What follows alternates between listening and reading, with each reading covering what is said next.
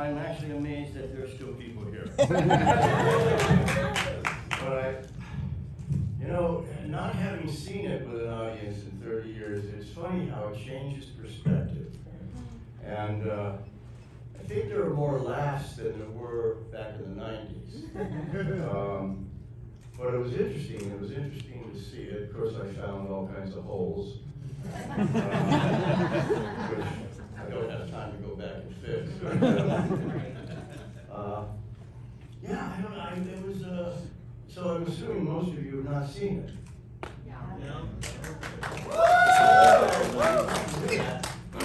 And I didn't see that many people walk out. So. No, this is a pretty cool room. I think you can be happy and proud. Yeah, it's funny, I, as being older, have now a different perspective. So the things that I see that sometimes you laugh at, which we didn't back then, but I was laughing at. I'm going, well, that's really funny, but I don't think we meant it. So, in any event, I found it fascinating. Did you ever think 30 years time you'd be in a theater with a whole bunch of people watching a 4K restoration of it? No, it's very strange because most movies made, and it did fine when it was out there, and but then 30 years later, you never think it's going to be back in the theaters, and yeah, It looks great. it does. It really looked good. We had a great DP shot in scope, which is true widescreen, and 35 millimeter, which is actually kind of coming back, I think. A lot of directors want to do it. I would love to do another. I did my last movie I did in digital, but we had good cameras and it looked good. It's kind of a thriller, but I love film. There's something magical about film, and it just seems, it's like it's hard to explain unless, if you're in the business, everybody I talk to goes, God, I wish we could shoot on film. All the technicians and crews, there's something magical about it. He does have an idea for Rumpelstiltskin too. You do have this idea. Oh yeah, I actually have different ways to go. We always thought, this got a theatrical, but what happened is it was Dino De Laurentiis funded the picture, and there's stories on it, but I'll tell you quickly. Basically, he got a hold of the script. I had done a movie. This is my second movie. So the first movie I wrote and directed was a movie you might have heard of it called Leprechaun. Yeah. I got very lucky with that one, and I had an unknown actress for scale. I don't think she'll be too embarrassed because I think she makes more of the scale now. But we had Jennifer Aniston, and we got her for about $1,200 a week. But she was great, and she, obviously before Friends, and it was her first movie and my first movie. So and we had a lot of fun doing it. She was great, and then they're doing a ninth one. Believe it or not, they're in. I guess they have a script, and they're actually going to make number 9. So they had 8 of those. So after the first Leprechaun came out, then I wrote Rumple as a spec script, got it over to Dino, Dino's president of Dino's company, through a friend of mine who knew him, and basically Dino read the script over the weekend and called me in to come in Tuesday. And we brought in a budget. My producing partner, Michael Prescott, who produced Leprechaun with me, Dino just basically said, okay, we're going to make the movie. And we had 3 times the money. I guess it's no secret. We had about $1 million on Leprechaun, which was actually pretty good for a small, at the time, direct-to-video movie that they ended up testing, and it tested well, so they went theatrical and spawned a bunch of sequels. This one we had $3 million. Which was 3 times the budget, and it was 95. So it was a much bigger picture, locations and action. And I was kind of surprised. All the fire burns were real stuntmen. There was no CGI. A couple of the optical effects I cringed at, but that was back before we had computers. We didn't even write. Well, we wrote on computers, but no internet. You know, we had the messenger scripts out. Anyway, but after Leprechaun, Dino funded this picture, and Spelling Entertainment picked it up, and they were owned by Paramount, and they were going to go out in a big theatrical, and we thought, wow, we're going to get another franchise, because I think we were doing number 2 on Leprechaun, so we knew we had a sequel there. And then Michael and I went and kind of got off the Leprechaun franchises to go to Rumpelstiltskin, other than our ownership. We still had ownership on it, which I keep reminding Lionsgate that they owe me money. They never seem to pay for the Leprechaun. Just So, that's a true story about accounting. Anyway, so Dino made this movie, and he thought, and Spelling wanted to go out, and then as politics happened, Spelling Entertainment was put out of business. That division was put out of business by Paramount, and we were the last picture that they bought to go out, and they had a deal to go theatrical, but because they were kind of putting Spelling Entertainment out of business, they didn't want to do a big theatrical, so instead of 1,300 theaters, we went out in a patchwork kind of deal over the nation, and we hit Chicago and Vegas and different places. And we ended up at about 300, 400 theaters in total, but not enough to have a big footprint. And also we came out against Twister and Mission Impossible in the summer. And in 95, and or 96, and we were supposed to go out Halloween, which would make a great Halloween movie. So anyway, but we all moved on, and Rumple did do well on VHS. It did very well, and the kids rented it, and that's when you could make money on VHS. And they only had a DVD version, not letterbox, not CinemaScope, so it was not a great release. So the fact that I think we're going to have one now, that they're going to remaster and make it into a 4K Blu-ray. Yeah, this is, you approved it. Yeah. Well, I didn't know if I'm allowed to say anything. Oh, yeah. So, I mean, we contacted you, what, like maybe a year ago, something like that? A little less. So Mark came in and actually watched, he approved the restoration color grade, because I know on our conversations it was so important to him, because he wasn't happy with the VHS or the DVD, and there was nothing on the DVD. He's never even talked about the movie. So yeah, you did a commentary, interviews, and honestly, like what I really want to tell is that how great you are at like your own archiving. So Mark had the original script that you hand drawn the animation for Rumble. Well, we had an artist. Yeah. Okay. So he had that. You had a still photographer on set that he had all the photos, all the 35mm slides. They So took we were able. 35mm slides. Yeah. Nobody does that anymore, but yeah. So he has this beautiful library of photos that Jim Coons back there, our videographer, scanned for us. You could clap for him, he's a great guy. And then we did also,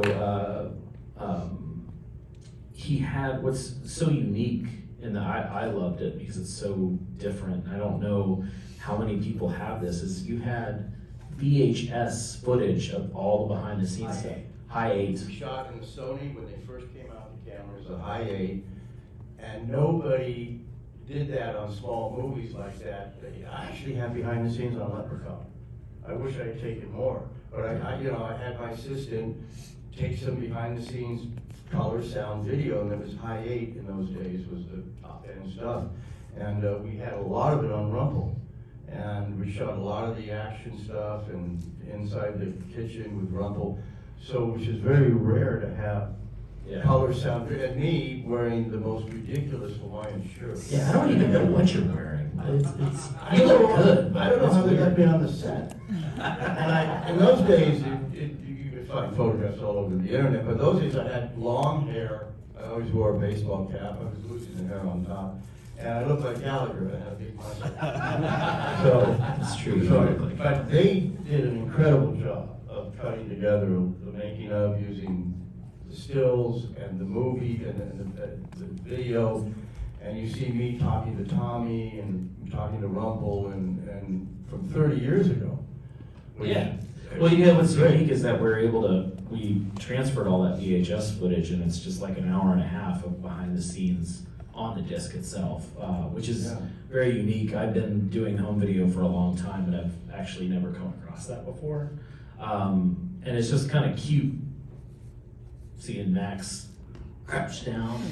Yeah, they're talking normal at times. Or, yeah, I Eating was always a as stickler. Rumpel.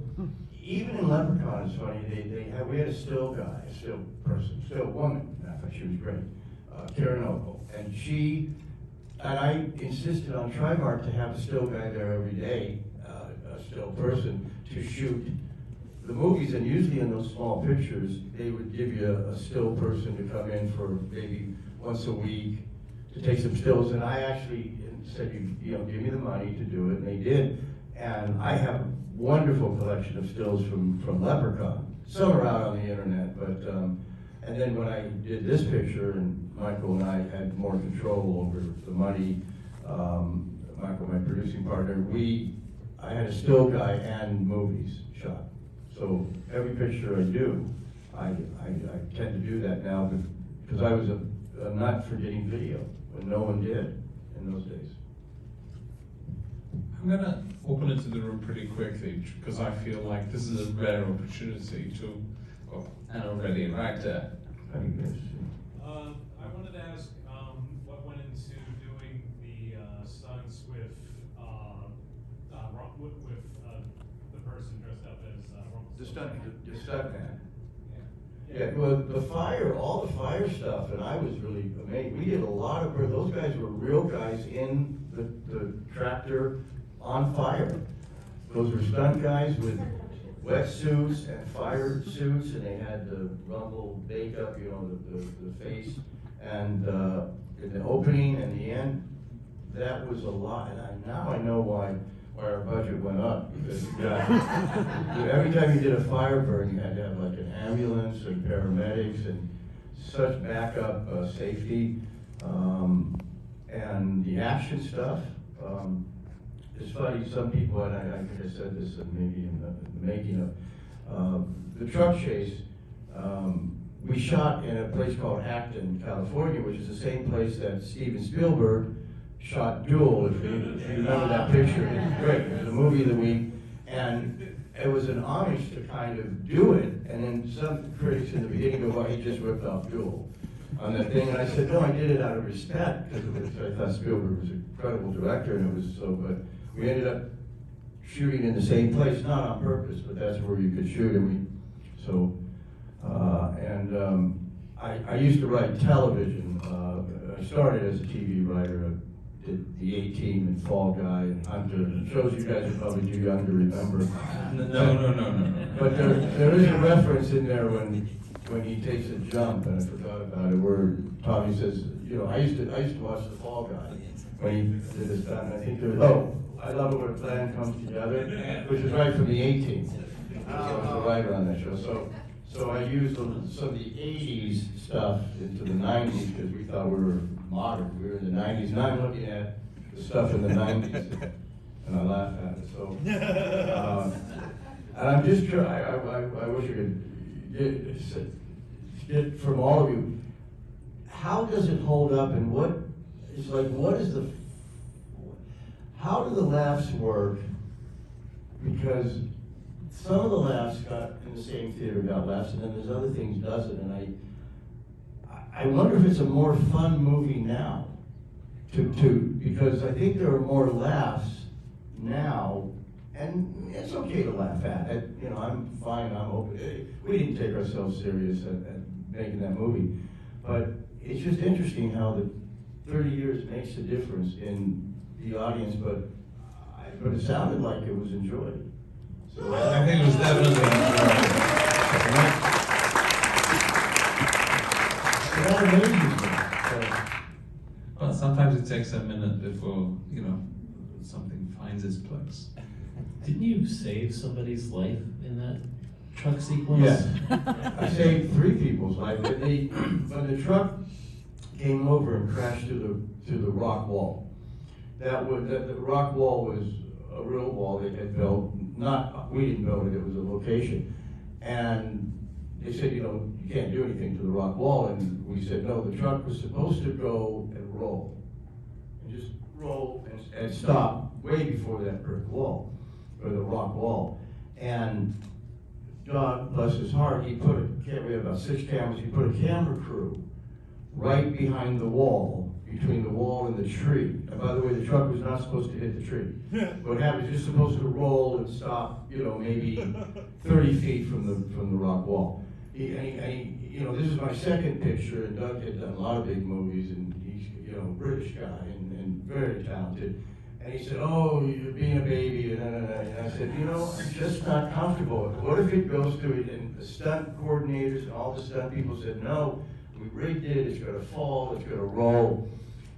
And honest to God, and I said, I'm not comfortable, take this camera crew, we had 5 others, just put it behind the tree area. And okay, so it's one less good shot, and I said, we got enough cameras. And sure enough, it went through the rock wall and did hit the tree. It didn't explode, we exploded it later, but cut it to make it look like it hit and exploded. And Doug came to me and he said, I'll give you that one. And that is a true story. That's a true story. It's just a gut instinct.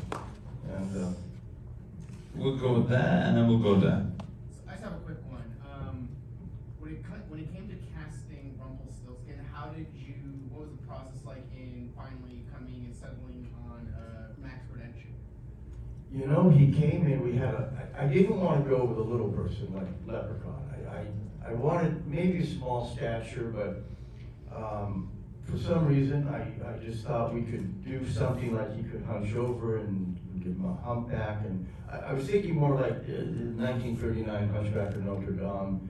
If you remember that movie with Charles Lott, and I wanted that kind of a creature. And we called in a lot of people, and Max came in, and he really nailed it. You can tell you're casting, somebody comes in and they just give you enough to say, oh, this guy supersedes everybody else. And I remember, we saw a lot of guys, maybe it was the second session for Rumpel, and I marked down best. And then we went through some other people, we called them back, and really didn't take long because we had a couple of other people that were good, but he brought some weird essence to it. Yeah. He really did. He's he's in the making of. He's a very soft-spoken guy, and very, kind of keeps to himself, but he just got into the character. And in casting, in my experiences, you just know when you have it. Not to get off on a tangent, but Jennifer Aniston, and I always say this because the executives at Trimark was the company that made the first few, and then Lionsgate bought them. So they own the franchise now. But Trimark didn't want Jennifer Aniston. And Michael Prescott, my producing partner, and myself said, she's it. And they called her back, and they had this other girl who was very good, and they wanted her because she was a blonde. And the head of Trimark at the time wanted a blonde girl. And I said, no, Jennifer's got this beautiful auburn or brownish hair. And I had to fight to get Jennifer, and she had really done nothing. I mean, she was, coming in like any actress. She had done a few little episodic things. And it's funny because after Jennifer a year after Leprechaun came out, 93, 94, she got Friends and blew up. And I'd go to parties or something, I meet some of the Trimark executives, and they know who they are. And they say, oh, we really knew that Jennifer. Yeah. And I want, their wives are with them and stuff, so I can't really embarrass them. I wanted to say, no, you did not. I had to beg you. I had to trick them. I actually said, I'm much better behind the camera, as you guys can see. So I tricked them. I said, they said, well, you can have Jennifer if you bleach her hair blonde. And I said, okay. And I knew I wasn't going to do it, and I knew she didn't want to. And I called her up and I said, you have good news and bad news. And she goes, well, what's the good news? I said, the good news is you have the part. And she was excited. And she goes, well, what can be the bad news? And I go, well, they want you to bleach your hair blonde. And she really got sick. She said, Mark, I don't want to do it. And I said, Jennifer, I don't want you to do it either. We're going to cast you. We're going to make the deal. And we had like 7 weeks of prep. And I said, and when you show up, your first day, you're going to show up with your hair looking great. They're not going to shut production. And that's a true story. And they did. They never said a word. But they only gave me her if she would bleach her hair blonde. There's a question there. Yes. Can you talk about working with Kevin Yeager on the effects? Yeah, Kevin was very good. I mean, obviously he did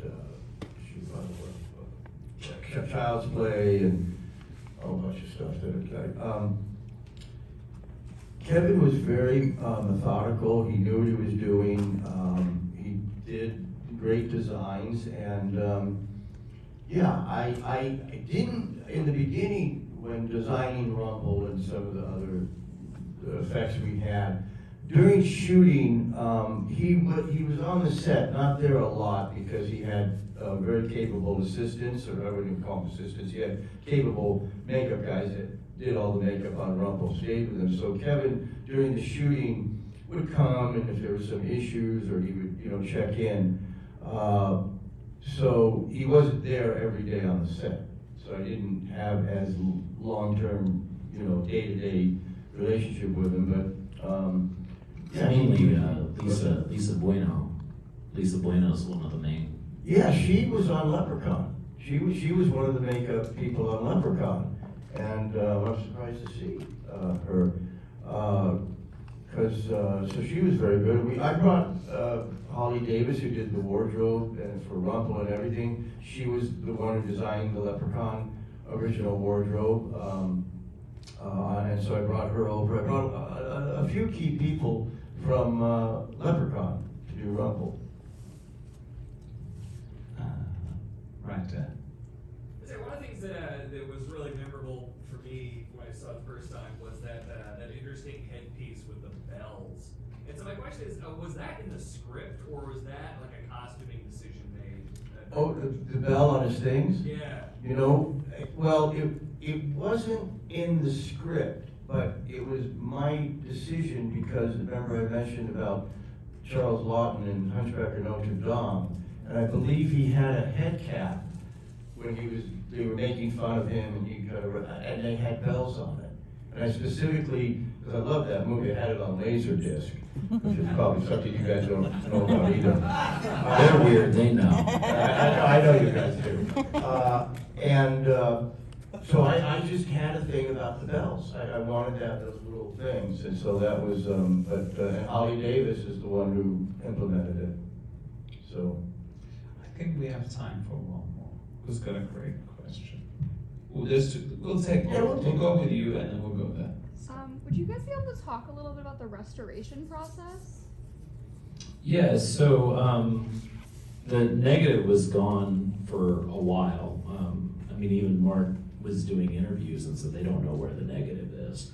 But essentially that was found. And we just did a new scan. And it was mainly finding the negative is the hard part. Once we found it, it was fine. And we took a long time on it, mainly because we wanted to get him to go to, because Gotham Photochemical does our restorations, but this was done by ProTech, I think is who did this. They did a great job. And then Mark went in and approved, and then we did a color grade on that. It's honestly kind of simple because everything was in really good condition, honestly impeccable condition, which was nice, being that it was lost. We didn't have any hiccups or anything. It was, I wish there was more exciting story. Sometimes it's a fucking nightmare, but this was actually fairly easy, and we just wanted Mark to be pleased. So he did all approval, and then he did a commentary with Michael, and we just kind of put it together. So it was very simple. I was just pleased to go back to Paramount. Yeah, Paramount too is really great on that. Yeah, they're very good. All right, last question. It's right there. Do you have a different favorite scene 30 years ago as compared to viewing it tonight? That's an interesting question. A favorite difference? Well, I, off the top of my head, I don't have one specific, but you know, I do believe that I look at some of the scenes differently. The favorite ones I still liked. I was waiting for it to come up, and I liked it. Overall, I don't think there was a particular one that comes to mind.